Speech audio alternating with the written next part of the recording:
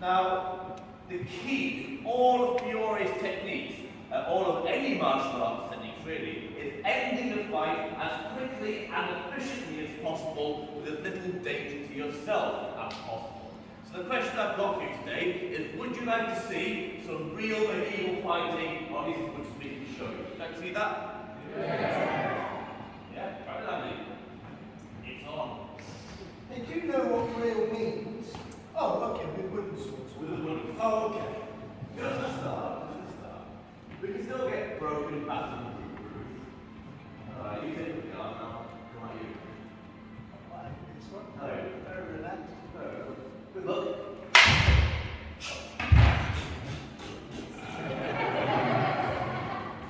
Ladies and gentlemen, thanks very much.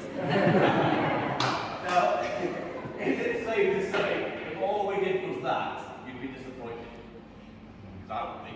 I'd be absolutely gutted. You've been waiting for 10, 20 minutes. We came out, lost talking, and then did a one-move fight, and then we had a show.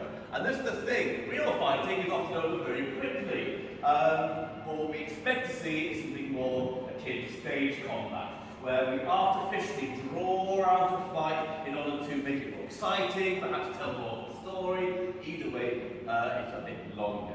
Now, we're going to do some stage combat for you in a minute, but just for now, we're going to stick with the real stuff, and we're going to go through one of Fiore's lessons.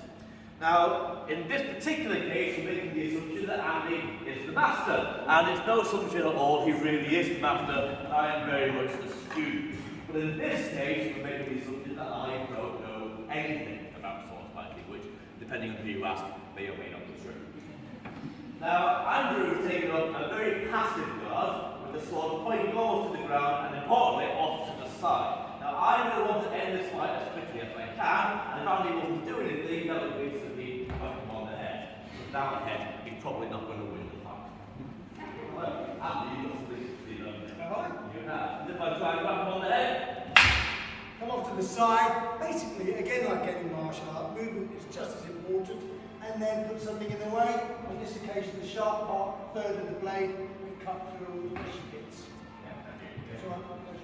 and that's what's referred to as the peasant's strike, because this is the most obvious move, so obvious that a peasant in the time is doing. However, I am no peasant. Sorry, I didn't. So if he wants to try that again, I've got something in my sleeve, because Fiore doesn't just give you one move and then moves on. He will always, almost without exception, give you an opening attack, which is what Andy's just done, and then a counter to the attack, which basically puts me on top. So Andrew, I'd like to try that again. Okay? There we go. So, as it's gone around for my neck, I simply raise the blade in order to cut the wrists. Now, with the momentum of my sword meeting his wrist, going to at very least cut deep into the wrist, maybe take a hand off, and without hands, he's certainly going to win. But, if I had really memorized the whole manual, and I know what's coming up, there is a remedy! The remedy basically means that Andy needs to win again. So, the person does that, leave on the very easy.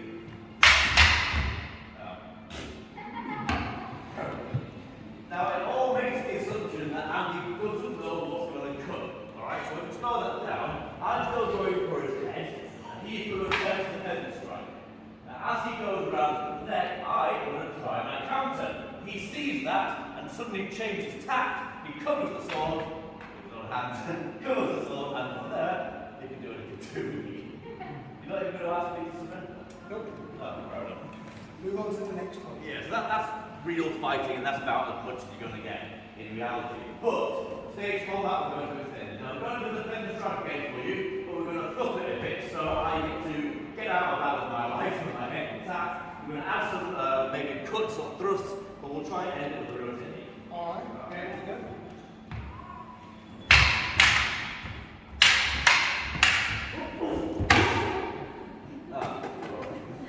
That's very good. You really have to kick me in the chest. Let's do some real fighting and I'll show you where I will really kick you. Alright.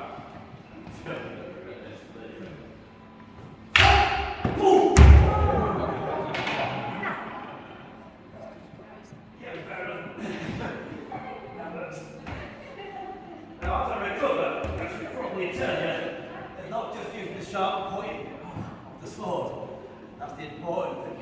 Fury does go through wrestling and grappling. Importantly, any moves they can use without a sword can often use with a sword as well. So there are grappling, so you don't have to cheat me quite so much. Right, you don't? Yeah. Right, shall we try something different? Yes. Less painful. You're very strong. I found people normally. Yeah, well. Right, come on then.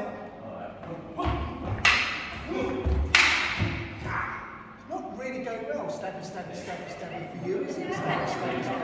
Thank you. It's alright, can you grab it? Alright. One more time. Oh, do you want to do it again? Yeah.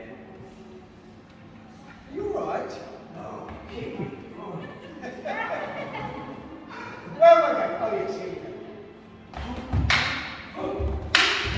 Wow! Okay. Yeah, I do. Alright, now, I'm being quite nice to Andrew here, despite the fact he wasn't nice to me. Because if I continue this move correctly, I can throw him to the ground, dislocate his shoulder, and cause him a whole load of pain. But, I've been told I'll lose my job if I do that, so I won't. Now, you'll notice throughout all of this, we have been using wooden swords. There's a good reason for this. We are, strictly speaking, recreating a form of lesson between a master and a student. And when you're learning to fight, you don't want to necessarily use the real thing. Because if you hit someone on the hand with a real sword, they lose the hand. If you hit someone on the hand with a wooden sword, they break the hand. And that can heal and it can do less than a day. So they would often trade with wooden wasters. But let's for a moment imagine that this is not a lesson, and that we're going to move on to the real thing. You happy to? Alright. More likely to be back for me. Yeah. Anyway, so the sword we've been training to use is the long sword, medieval long sword. Now, you can use it in one hand, as Andrew's demonstrated. You can use it in two hands. You can use it in 1.5 hands, which means you hold onto the blade itself. Importantly, the blade isn't necessarily sharp all the way down. You only really need to be sharp for the first quarter, or the first third. Because any more than that, then you run the risk of cutting yourself if you hold onto the blade, and it's just a waste of energy. Because most of that cutting work is going to be done with the end of the sword, not down towards the hand. Now, Andrew, what we're going to do is we're going to do some fancy fighting, alright? But we're just going to keep going until you or the audience feels there's a decisive winner. Are you happy? Yes. Yeah. Set. Okay. Alright. We'll find out. They are real swords.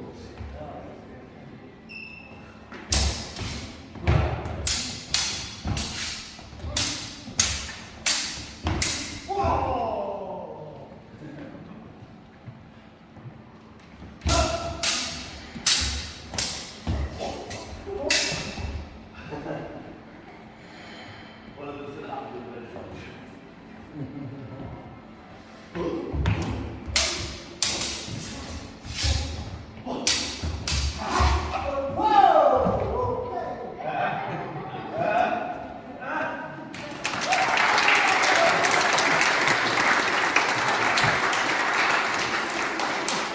What are you going to do with that, Andrew? Pick the teeth a bit.